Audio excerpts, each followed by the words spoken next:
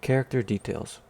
In Liwei's traditional customs, receiving adepti and sending adepti off are equally important. The Hus of the Wangshan funeral parlor, who have been in this business for 77 generations, are the masters of handling funerals. However, Hu Tao, the current owner of the Wangshan funeral parlor, primarily focuses on the art of sending mortals on their way.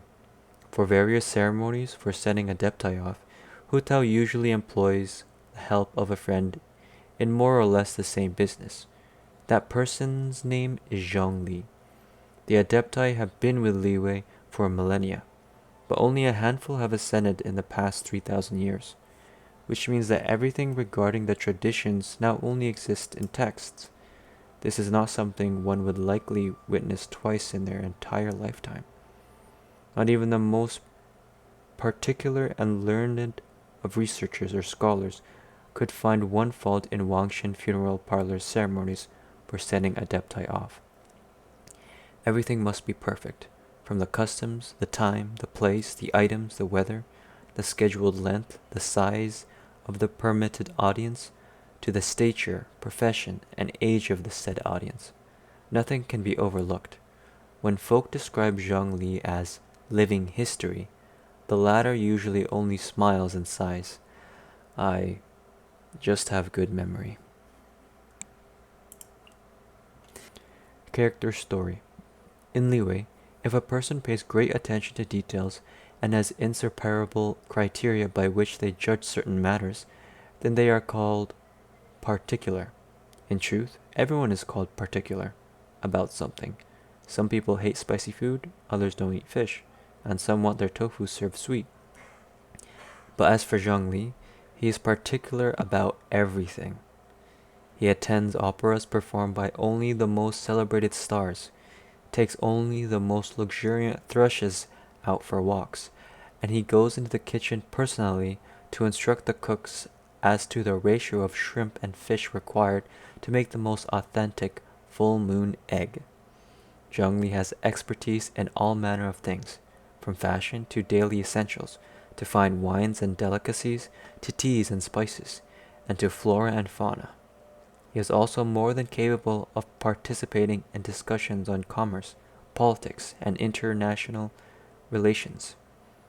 But on a typical day, all you will glean from him is a few pieces of useless trivia, because he particularly enjoys sharing these fun tidbits with you.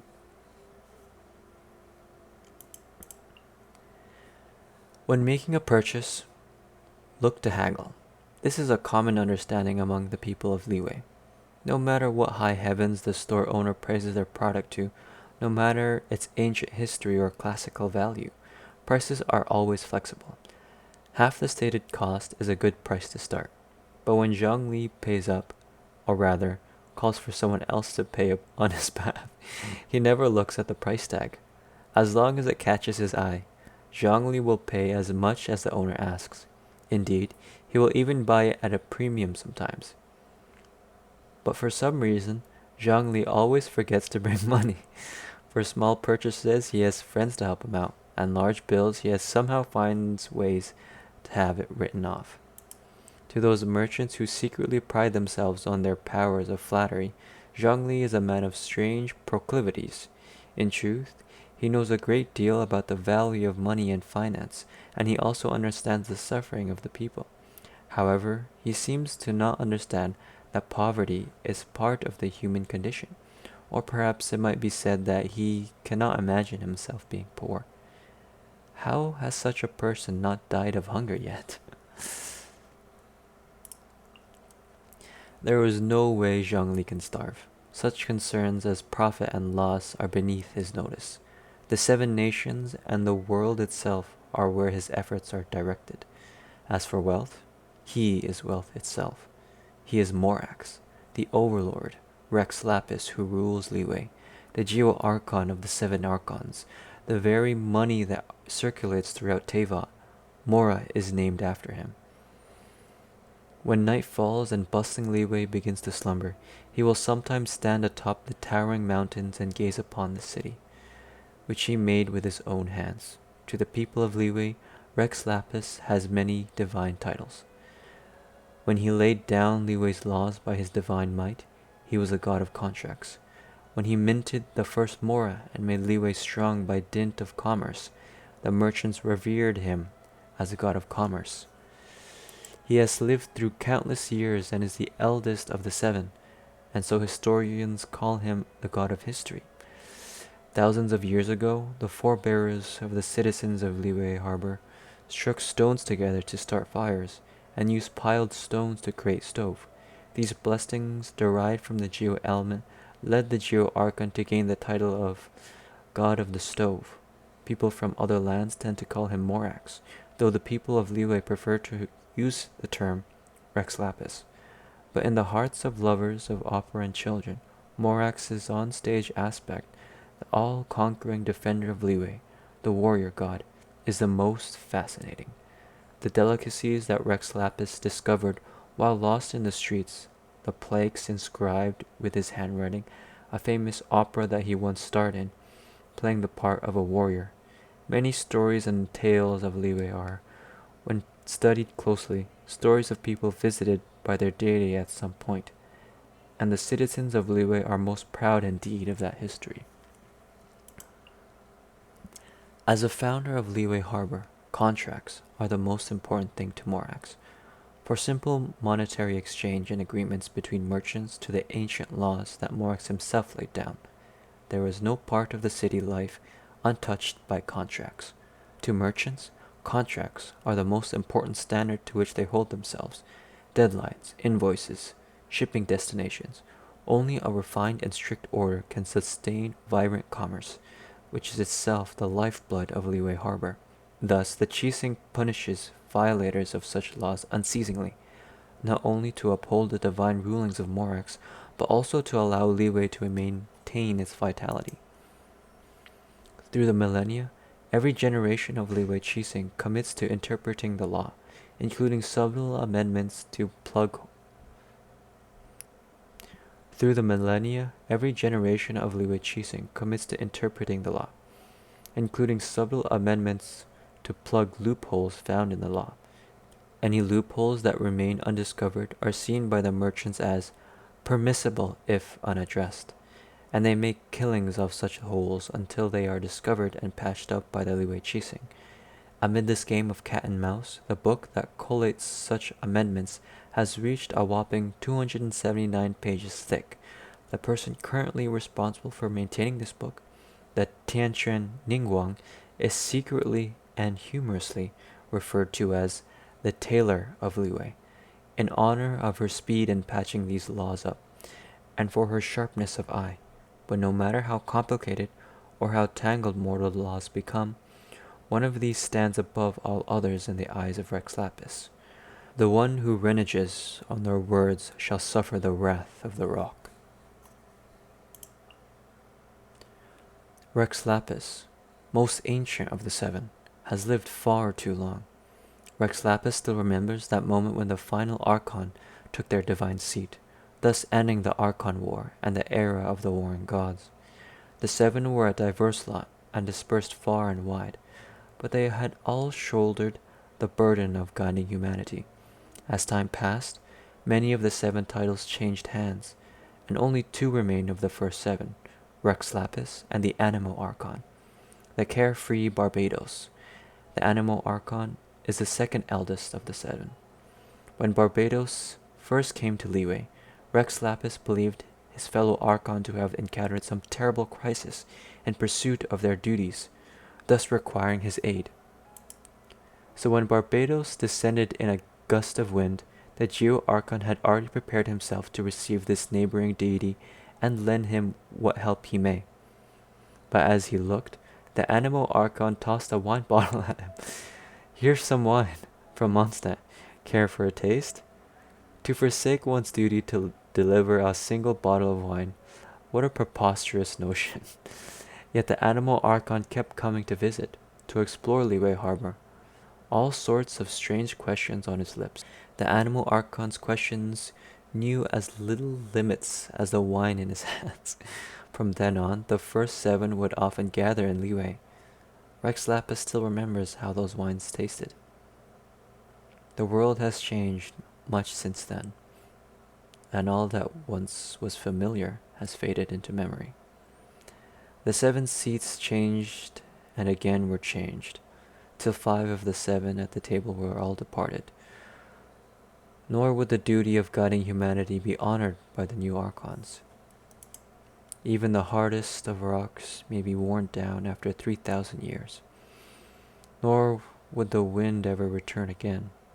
One drizzly day, the ancient ruler was strolling about Liyue Harbor, and overheard a merchant telling one of his workers, "You finished your duties.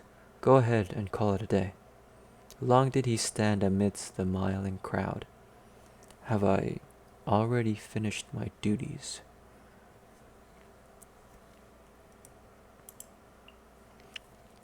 That which rises from the sea. During the Archon Wars, every corner of Teyvat was consumed in the fires of conflict. Not only did gods fight amongst themselves, but countless wicked things also sought to expand their domains. One such type of creature caused no end of woe for the Geo-Archon, long before he took that title along with his place among the 7. These foul creatures, straight from the murky depths of the ocean abyss, had a squishy exterior, and possessed agile tentacles that would live on even after being cut off, even secreting some thick and revolting fluid in the process. This alone would have been enough to make them the most monstrous of all creatures, and still it was not the pinnacle of their monstrosity. What made them so terrible was their small size, which gave them the ability to duck into unimaginably small nooks and crannies. No space was too narrow for them, neither the wooden boards of the tables and chairs, nor the seams of windows and doors and curtain folds, nor even books and bushes and brushes. Many a poor soul had, on at least one occasion, unwittingly outstretched their hand, only to quickly retract it in horror with a blood-curdling scream at the sensation of something cold, clammy, and damp, while one or more of these despicable creatures came crawling up their arm, leaving a shiny trail behind them. At the behest of the people of Liyue, Morax agreed to wipe these creatures out. But these parasites upon civilization could not be destroyed like enemies on a battlefield by simply summoning a storm of stone spears that would shatter the earth and churn the soil. Still, he was a god of contracts. His word had to be his bond. So he went through the town from house to house with prisons of stone, seizing these creatures one by one and locking them away for good. This long campaign of pest extermination taught Morax the true meaning of a burden lifted. The grueling campaign itself, and the terrible smell of the ocean creatures' secretions left a lasting impression on the deity. Today, even when he goes out incognito, as the mortal man Zhongli, Morax gives those living, squirming seafood products a wide berth. Well, except for dishes where said seafood products have been sliced and diced into oblivion, such as seafood tofu. He'll quite happily eat those. Gnosis. Once the rite of parting, of which Zhongli was both director and star, was over, the Fatui harbinger named Senora appeared before him. By prior contract, she was here to claim the Geo-Archons Morax's Gnosis. Before the traveler and the 2 Fatui harbingers, Zhongli related the truth that he had established a contract with a Cryo-Archon. In his words, this was his final contract to end all contracts. Yet no matter how one looks at it, the loss of his divine ability to defend Liyue was too great a price to pay. Even amongst mortals, the basis of a contract is equivalent exchange, and for the god of contracts, who must have established countless such agreements in their long years of existence, such an important contract must have come with its benefits. Now, the Geo-Archon has given away his Gnosis as his part of the deal. What then must the Cryo-Archon have wagered to balance the scales?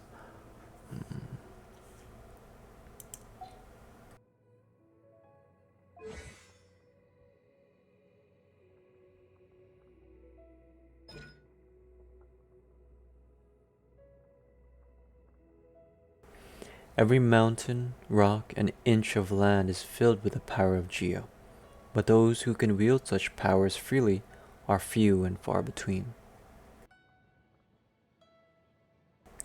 A true master of stone may carve jade and shape gold.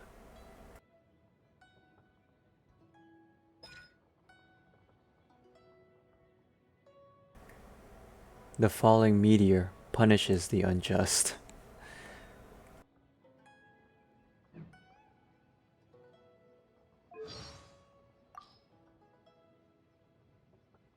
A new contract. Okay. I'm still on leave, but I can accompany you for a while.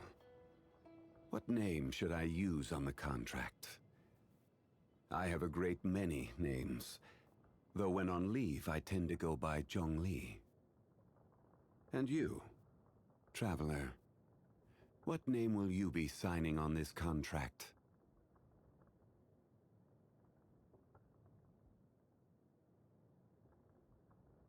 Violet grass is a plant that enjoys a moist environment and is best picked after it rains. If you should choose to pick any, be sure to store them appropriately. We should look for a place to take shelter. I'll be fine, but we don't want you catching a cold. This weather is no good for being on vacation. We should go and take in an opera. Nothing can be accomplished without rules or standards. No matter if it is mortals or adepti, everyone has their place. This rule is what keeps Liyue in peace. You and I have a contract. So feel free to discuss anything at all within the scope of said contract. We can discuss matters that fall outside of our contract too. After all, I have been on this land for a time, and have come to know a thing or two. Of course, I do hope you can do some things for me as well. That would only be fair. Contracts cannot be used to define friendship, nor measure sentiment. So just what can we use to measure the weight of our emotions? Do you know the answer, friend?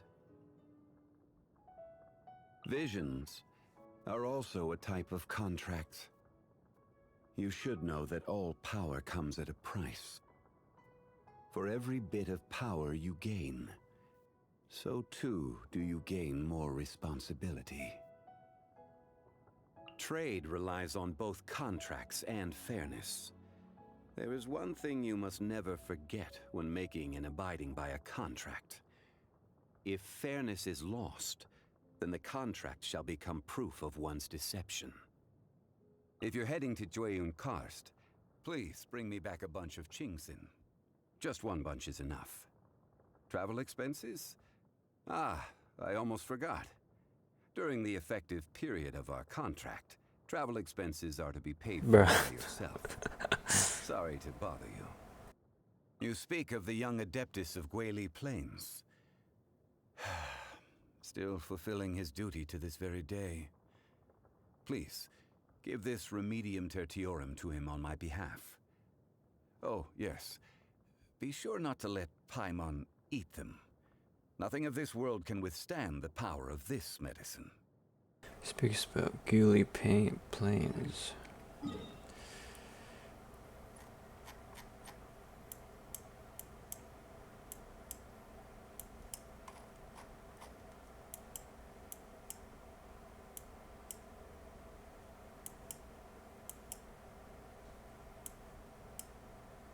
Where is that?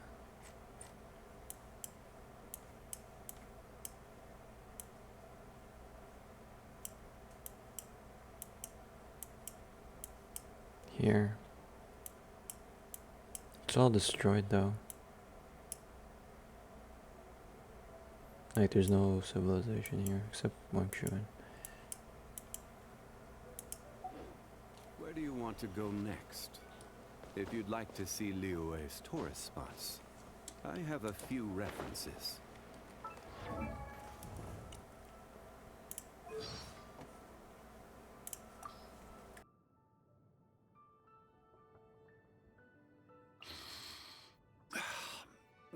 reeks of wine. That bard has just been through here, hasn't he? That drunkard is a disgrace to the arts. Oh. Has he tricked you into getting drunk? You're slurring a little. Wait a moment.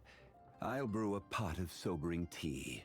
It'll be ready in only 6 hours, so just wait a moment. Okay. Despite the multitude of affairs that she deals with in a day, Ningguang always continues to press on. A rare gem indeed. I'm reminded of the time that she used to walk barefoot from Yaoguang Shoal to the South Wharf, trying to sell her wares as she went. Time is cruel to humans.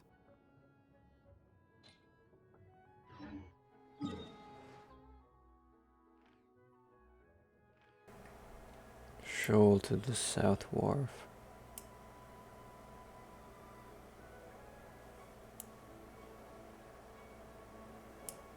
Yeah, that's pretty. Oh gosh. Yeah, that's pretty far.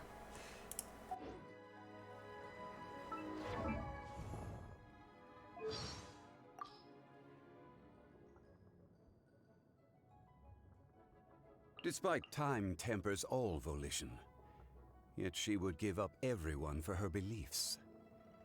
Perhaps it is for this very reason that she has come to where she stands today. Should the chance come by me, I too would like to learn of the eternity for which she so earnestly endeavors. Liyue's prosperity has not merely been built on Rex Lapis's oracles or wisdom.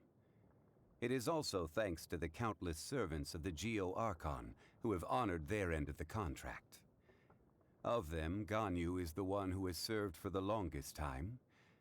If you want to know about her past, you should ask her about it. I fear my wording would not be delicate enough to receive her approval. The current overseer of the funeral parlor? I cannot deal with that child. That rascal from Snezhnaya has yet to depart from Liyue. No matter. Just let me know if he gives you any trouble. I shall deal with the matter swiftly. It's said that Child and his reputation have yet again stirred up waves among the inner ranks of the Fatui. Knowing his type, he will be sure to swiftly depose anyone who dares to challenge his actions. Come to think of it, there will be a lot of interesting news to be heard the next time we gather for drinks. Care to join me when the time comes, traveler? Why is it that once you finally get a break, rather than taking a rest, you instead come to me? Is it that you want to hear one of my stories? Have you heard of the origin of the Black Cliff Forge? In the past, they would mine the ore veins of Mount Tianhong, and then replace the cavities with factory equipment. Tunnels run in all directions throughout the mountain. Some even run to the ruins, deep within the earth. Oh my. I doubt there is a person today who could map out all the tunnels.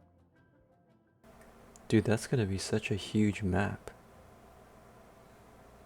It's not even including the chasm. Oh my gosh. Hopefully it's not like a Have you domain. heard of the origins of the lantern, right? In a war long ago, the people of Liyue would release lanterns to remind their soldiers of the way home, and to never lose sight of themselves. Though, in this day and age, I doubt there are any that remember. The God of Contracts. Have you heard of him? He has an impressive memory. He remembers the name of every person he comes across, and the date that every ship built in Liyue set sail.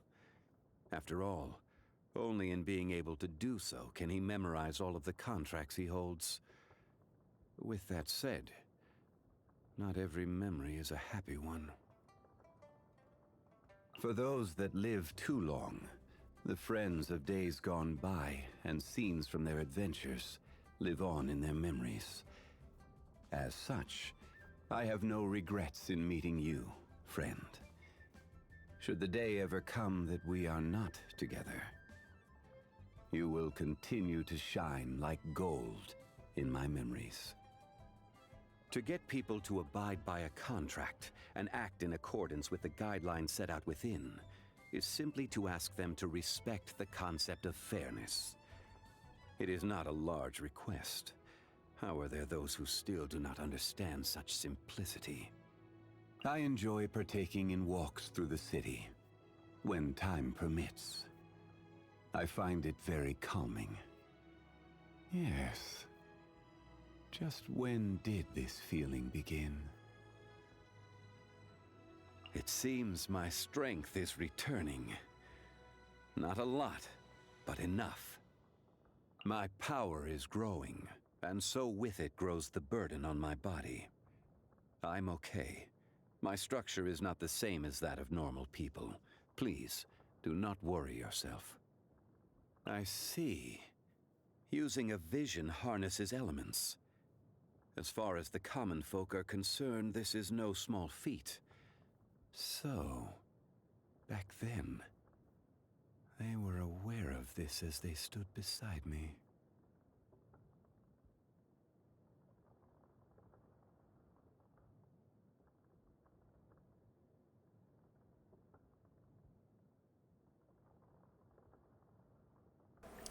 Oh, dang.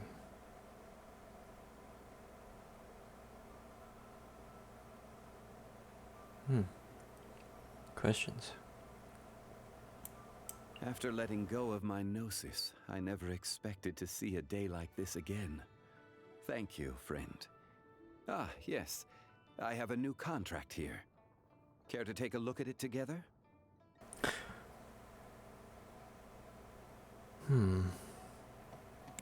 So he got his... Okay, never mind. Not even gonna go there. So he got a bit of his power back.